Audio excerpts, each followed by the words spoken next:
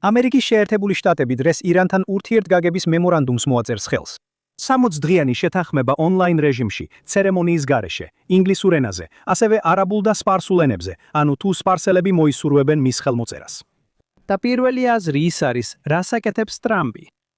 საით მიხავს ეს კონფლიქტი ღმერთო ჩემო? რატომ ამბობს იმას, რასაც ამბობს და შემდეგ სრულიად საპირისპიროს? როდის მიხვდება ან თუ მიხვდა, რომ ირანელები ატყუებენ? ვინ გონია ვისთან თამაშობს? რა ჯანდაბა? ჩვენ ყველანი თავს ვიმტრევდით გასულ კვირას, შუა კვირაში, ზუსტად ამაზე ვფიქრობდით. მქონდა კიდეც მთელი პოდკასტი მზად, ჩაწერილი და დამონტაჟებული გასულ კვირას. გეგმავდი პარასკევს გამეშვა ზუსტად ამ კითხვებით. ვიცოდი, რომ თქვენგან ბევრიც, ჩემსავით დაბნეული იყავით, განსაკუთრებით იმის შემდეგ, რაც გასული კვირის დასაწყისში მოხდა. და მერე კიდევ ერთხელ, ყველაფერი შეიცვალა. მეგონა, პასუხები მქონდა. ხო, ასე მეგონა. მერე კი რეალობა პირდაპირ შეეჯახა ყველა პროგნოზს, შეფასებასა და კომენტარს, რაც ბოლო კვირებში მოვისმინეთ. რა არ გითხეს? ტრამპი ირანს დარტყმას ვერ გაბედავდა, ნეთანიაჰუ ირანს დარტყმას ვერ გაბედავდა. პოლიტიკური მოსაზრებები ყველას ხელებს შეუკრავდა. მსოფლიო ჩემპიონატი ახლოვდებოდა, მთელი მსოფლიო უყურებდა. და შემდეგ მოულოდნელი რამ მოხდა, ისრაელმა დაარტყა, შეერთებულმა შტატებმა დაარტყა. და ეს მხოლოდ დარტყმები არ იყო, არამედ მკაფიო, ერთმნიშვნელოვანი გზავნილი. თუ შეთანხმება არ იქნება, ზეწოლა და დარტყმები გაგრძელდება. მაგრამ შემდეგ ყველაფერი ისევ შეიცვალა. ტრამპმა შეწყვიტა შეტევა. ხუთშაბათს საღამოს მსოფლიო ჩემპიონატი დაიწყო. პარასკევი მოდის და ყველაფერი თავიდან იწყება. ისინი ისევ შეთანხმებასთან ახლოს არიან. ირანი შემდეგ როგორც ჩანს დეტალებს ავცელებს. ჩვენ ისევ დაბნეულები დავჭით. ირანს ეგონა რომ ტრამპი სრულად გაეგო. დიდი შეცდომა, ძალიან დიდი. ეხლა მას საკიდლებზე წასვლა უწევს. და მე ვრჩები ფიქრში, რა აზრს გამოვიტან ამ ეპიზოდიდან. მაგრამ შაბათ-კვირას მე ისევ ჩემს თავდაპირველ აზრს დაუბრუნდი და აი ეს არის. კარგი ყველანი, მოდით შევჩერდეთ და ღრმად ჩავისუნთქოთ. TDS-ის გავრცელების შესაჩერებლად ნიღაბი არ გჭირდებათ. საჭიროა მხოლოდ ტვინის გამოყენება.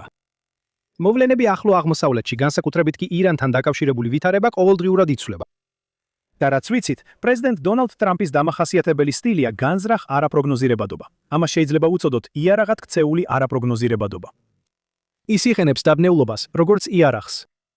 ტრამპი ყველას, მათ შორის თავის ყველაზე ერთგულ მხარდამჭერებსაც, სრულ გაურკვევლობაში ტოვებს და აიძულებს გამოიცნონ მისი შემდეგი ნაბიჯი. ამიტომ თავისი ასეთი სტილით ის ირანის რეჟიმს სრული დამბლავი პარანოის მდგომარეობაში ამყოფებს. როგორ მუშაობს ეს? ამაზე ცოტა ხანში უფრო დეტალურად ვისაუბრებ. როგორც თქვი, ბევრი კითხვა არსებობს იმაზე, რაც მოხდა და საითკენაც ეს ყველაფერი მიდის. უსასრულო მცდელობები მოლაპარაკებების გამართვისა და ირანის რეჟიმთან შეთანხმების მიღწევის მუდმივი ძალისხმევა მოულოდნელად შეწყდა. პრეზიდენტმა ტრამპმა მათ შანსი მისცა და ბოლოს გადაწყვიტა, გზავნილი გაეგზავნა. ჩვენ შეგვიძლია ეს ჩემი გზით გავაკეთოთ, ან მე შემიძლია ეს ისე გავაკეთო, რომ თქვენ გაიგოთ. ამით გულისხმობ, რომ იმის გასაგებად რატომ ხდება ყველაფერი ასე, უნდა დავაკვირდეთ, როგორ მოქმედებს ირანი. ირანელები ყურადღებით სწავლობენ თავიანთ მეტოქეებს. ისინი ამჩნევენ სისუსტეს და გრძნობენ ყოყმანს. მათ ზუსტად იციან, როგორ გაარჩიონ ნამდვილი მუქარა იმ მუქარისგან, რომელიც მხოლოდ სათაურების შესაქმნელადაა განკუთვნილი. ირანელებმა იგრძნეს, რომ ყოველი მძაფრი და მკაცრი ამერიკული პრეს-რელიზის უკან იმალებებოდა ჩუმის სურვილი, თავიდან აეცილებინათ ფართომასშტაბიანი ომი. სურვილი დაბრუნებულიყვნენ დიპლომატიურ მოლაპარაკებებზე. სურვილი ნებისმიერ ფასად მიეღწიათ შეთანხმებისთვის. და როდესაც ეს არის ფარული მესიჯი, რომელსაც ისინი ისევ და ისევ ისმენენ, ისინი საკუთარ დასკვნებს აკეთებენ. ამ რეგიონში შეკავების აღქმა ისეთივე მნიშვნელოვანია, როგორც უხეში ძალა. რადგან ზუსტად იმ წამს, როცა მტერი დაიჯერებს, რომ შენ ნებისმიერ ფასად გინდა შეთანხმება, ის ისევ და ისევ დაიწყებს შენი საზღვრების გამოცდას. და გაკვეთილი მარტივია, შეხედეთ ისრაელს. ირანმა ისრაელი გამოცადა. და ჩვენი დარტყმების შემდეგ გასულ ორშაბათს ნათელი გახდა, რომ ამ მომენტში ირანს ისრაელის უფრო ეშინოდა, ვიდრე შეერთებული შტატების. ირანი იცის, რომ თუ ისრაელს დაესხმება თავს, პასუხი სასიკვდილო იქნება. ირანელებმა იციან, რომ როდესაც ისრაელი წითელ ხაზს სწავლებს, ისრაელი ამ ხაზს ნამდვილად დაიცავს. ეს ახლა ასეა, ადრე ასე არ ვიყავით. ეს ზუსტად ერთი წლის წინ შეიცვალა. ეხლა მათ ესმით ისრაელის აზროვნება. მათ იციან, რომ როცა მივხვდებით, რომ კედელთან ვართ მიყვანილები, ჩვენი პასუხი სწრაფი, შეურიგებელი და მათთვის დამანგრეველი იქნება. ეს მწარე გამოცდილებით ისწავლეს. და ფაქტია, რომ ამერიკული დარტყმის შემდეგ 4 შაბათს ირანმა ესროლა ყველა არაბულ ქვეყანას რეგიონში, ამერიკულ ბაზებს, მთელ რეზერვს მაგ რეგიონში, მაგრამ არც ერთი რაკეტა არ გაუშვია ისრაელისკენ. აქ ისრაელში ყველაფერი საკმაოდ მშვიდად იყო. მართლა როცა დილით იერუსალიმში გალილეა ისრაელ რადიოსადგურში მივდიოდი ჩემი დილის გადაცემისთვის ხუთშაბათს.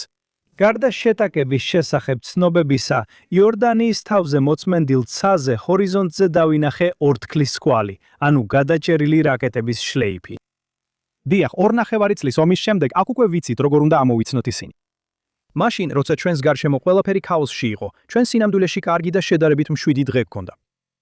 ჰეზბოლას ისევ და ისევ დავარტყით, ხოლო ირანი, რომელიც მთელი გასული კვირის განმავლობაში დაჟინებით ცდილობდა შეერთებულ შტატებთან მოლაპარაკებები ლიბანში მიმდინარე მოვლენებს დაეკავშირებინა, უბრალოდ თვალს ხუჭავდა და ყურადღებას არ აქცევდა აქ მიმდინარე მოვლენებს. ირანი ბოლო რაუნდში სამი მკაფიო სტრატეგიული მიზნით შევიდა. პირველი, დაემყარებინა ახალი განტოლება, რომლის მიხედვითაც ჰეზბოლას თავისუფლად შეეძლო ისრაელის მიმართულებით სროლა ისე, რომ ისრაელი ბეირუთის ტაჰრირის რაიონში საფასუხო დარტყმას არ განახორციელებდა. მეორე, კიდევ ერთი განტოლება, რომლის მიხედვითაც ირანს პირდაპირ ისრაელზე სროლა შეეძლო ისე, რომ ავტომატური ისრაელის საფასუხო დარტყმა ირანზე არ გამოეწვია. და მესამე, ის ცდილობდა განხეთქილება შეეტანა ისრაელსა და შეერთებულ შტატებს შორის, განსაკუთრებით კი ნეთანიაჰუსა და პრეზიდენტ დონალდ ტრამპს შორის. მაგრამ მომდევნო დღეების მოვლენებმა აჩვენა, რომ ირანი სამივე მიმართულებით დამარცხდა. ისრაელმა დაჰიე და არია დაარტყა, რითაც დაამტკიცა, რომ ჰეზბოლას არ აქვს იმუნიტეტი და არც ერთი უბანი არ ხდება უსაფრთხო თავშესაფარი მხოლოდ იმიტომ, რომ ჰეზბოლა იკიმალება. ისრაელმა ასევე უპასუხა ირანის ცეცხლს პირდაპირ იქმედებით, რითაც ნათვად აჩვენა, რომ თეირანს არ აქვს უფლება დაუსჯელად შეუტიოს ისრაელის ტერიტორიას. და ვაშინგტონთან სტრატეგიული განხეთქილების ნაცვლად, ჩვენ ვიხილეთ კოორდინაცია, კომუნიკაცია და საერთო გაგება არსებული რისკების შესახებ. არა ის კრიზისი, რომლის შექმნასაც თეირანი იმედოვნებდა. ირანმა სცადა თამაშის წესების შეცვლა. ირანის არც ერთი ახალი გათვლა არ გაუძლო რეალობას, გასულ კვირას. საინტერესოა აღვნიშნოთ, გასული კვირის მოვლენების ფონზე ირანში ერთი სახალისო დეტალი, გეოპოლიტიკური ირონია, რომელიც გამოიკვეთა ისრაელის თავდასხმაში ირანზე. ბოლოდროინდელი ცეცხლის შეწყვეტის პერიოდში ირანმა მასშტაბური შესყიდვები დაიწყო. მან მილიარდობით დოლარი დახარჯა ჩინეთიდან უახლესი საჰაერო თავდაცვის სისტემების შესყიდვაში. ჩინეთი მსოფლიოს მეორე უმსხვილესი ეკონომიკაა და ამაყობს თავისი მაღალტექნოლოგიური სამხედრო ტექნიკით. ბევრი იტყვის, რომ ჩინური სისტემები რადარისა და სარაკეტო თავდაცვის სისტემების უახლესი თაობაა. ისინი სრულიად უნაკლოა. შემდეგ ამ კვირაში ისრაელის საჰაერო ძალები გამოჩნდნენ და სულ რაღაც 3 საათში ჩვენს პილოტებმა მილიარდობით დოლარის ღირებულების ჩინური მაღალტექნოლოგიური ელექტრონიკა კვამლში გახვეულ უსარგებლო ლითონის ნამსხვრევებად აქციეს. ფაქტობრივად უსარგებლო ლითონი. ირანს ალბათ ჯერ კიდევ არ მიუღია პირველი ინვოისი პეკინიდან, მაგრამ პროდუქციას უკვე საგარანტიო ვადა ამოეწურა. ეს არის ერთი ვარსკვლავის პროდუქტის მიმოხილვა გლობალურ არენაზე.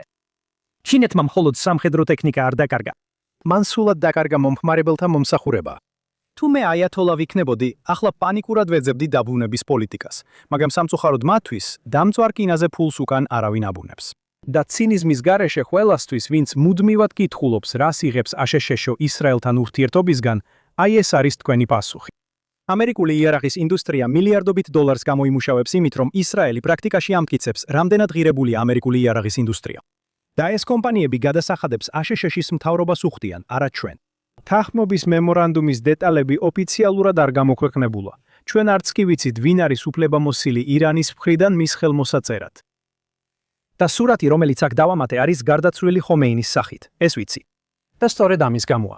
ჩვენ არ ვიცით, ვინ არის ირანის ირანში უფლებამოსილი. და თუ ცნობები სწორია, 60 დღიანი შეთანხმება ფაქტობრივად დროებითი შეთანხმებაა.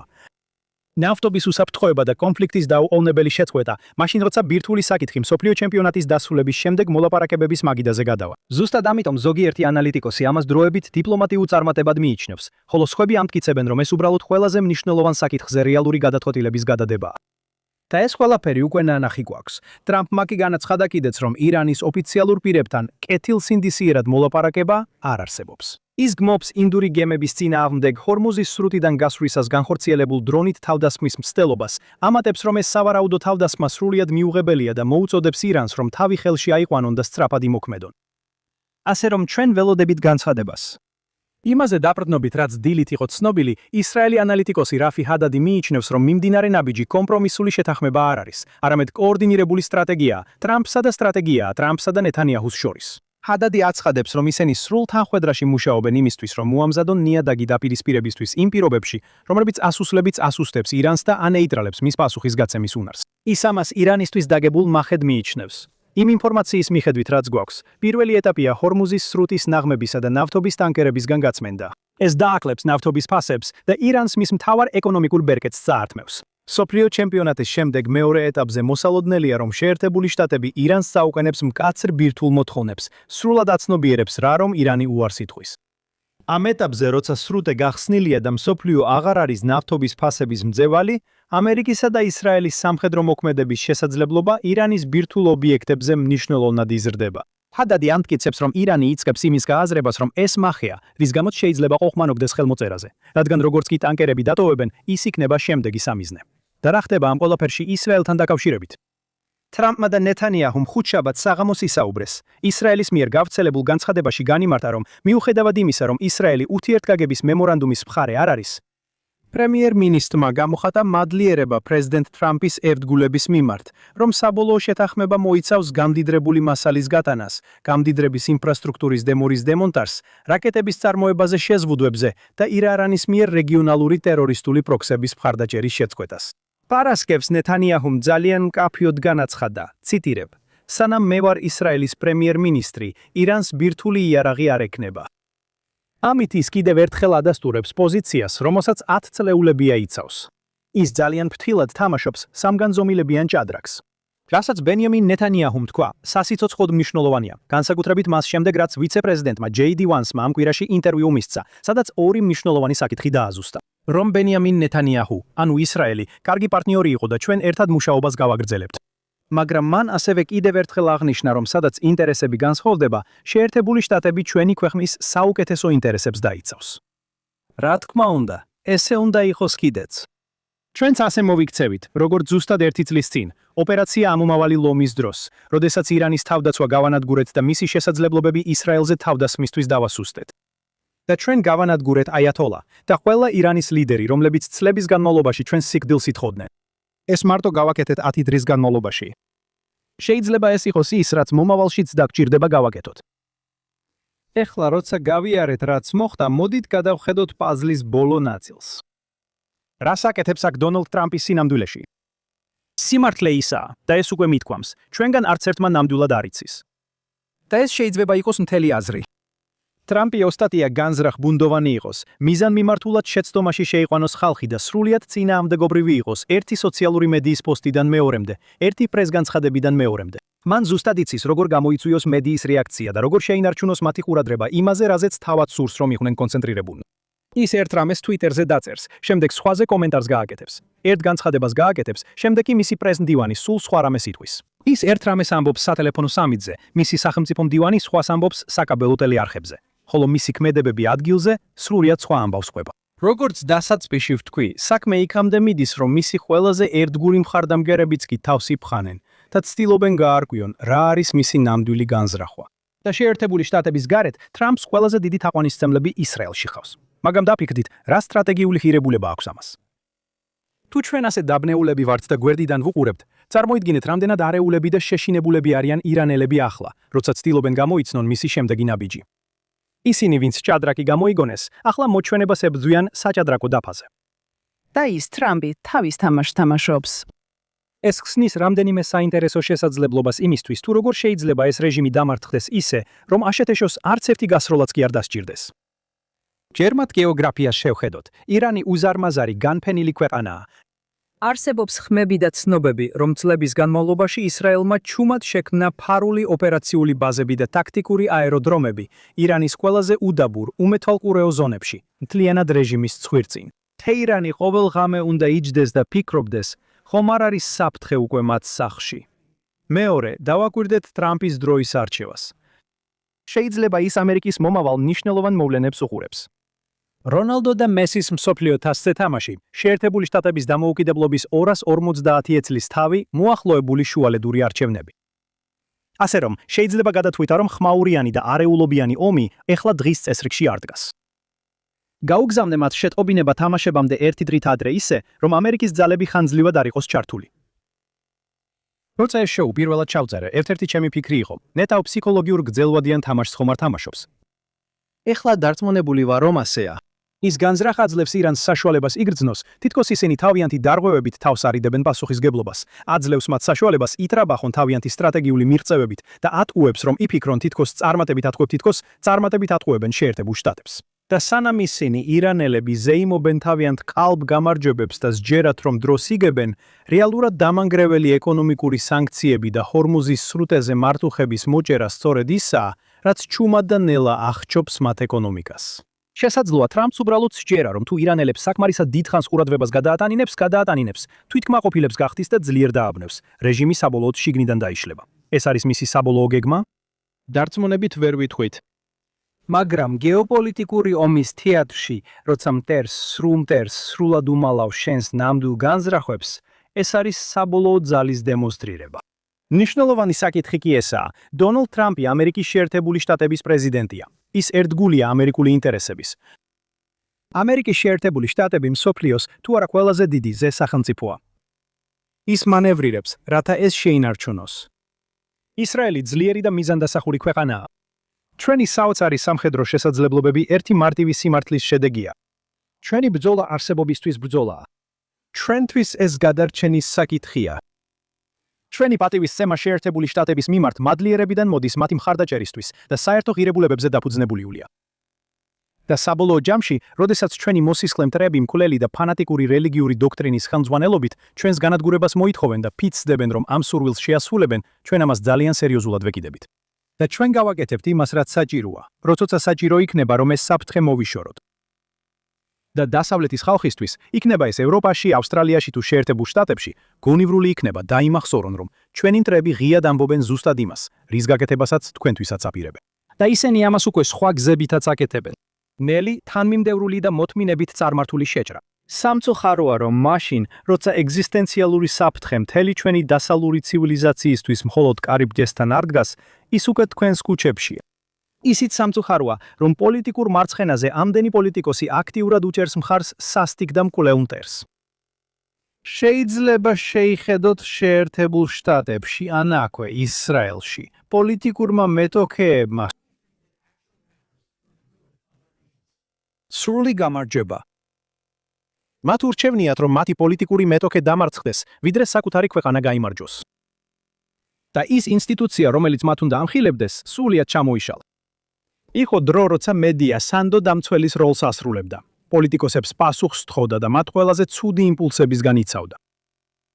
ის დამცველი აღარ არსებობს. თანამედროვე ჟურნალისტები ღიად აძლევენ საკუთარ პოლიტიკურ პრეფერენციებს საშუალებას, სრულად დააბინძურონ მათი გაშუქება და უარი თქვან საკუთარ როლზე. დასავლეთის ქვეყნების გაერთიანების და ჩვენი კოლექტიური დამოუკიდებლობისა და თავისუფლების შენარჩუნების ნაცვლად ისინი აქტიურად ქმნიან დაყოფას. ისინი კვებავენ ამ დაყოფებს, ანაწევრებენ საზოგადოებას და ასუსტებენ ჩვენს სიმტკიცეს, სწორედ იმ მომენტში, როცა ერთად დგომა, როგორც ერთი მტკიცე ფრონტი, ყველაზე მეტად გჭირდება. პირველად, ისინი შაბათის ხალხს მიადგებიან. შემდეგ ისინი კვირის ხალხს მიადგებიან. მათ ჩვენი ღირებულებები არ აქვთ. ისინი ნამდვილად არ ზრუნავენ იმ განსხვავებებზე, რომლებიც ჩვენ საერთო გვაქვს.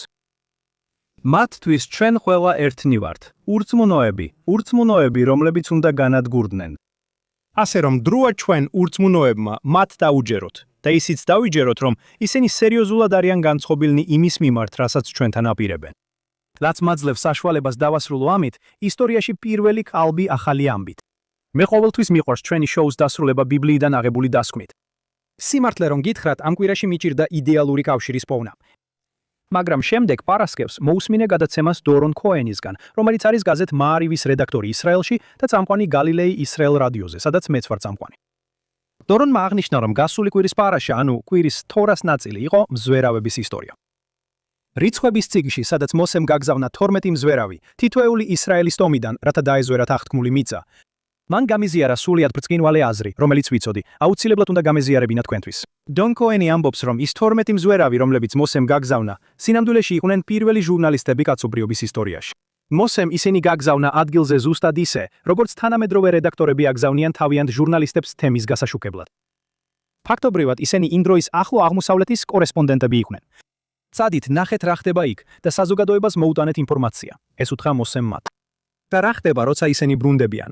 ჩვენ ხედავთ თანამედროვე მედიის მიკერძოების, კალბი ამბების ზუსტ დაბადებას.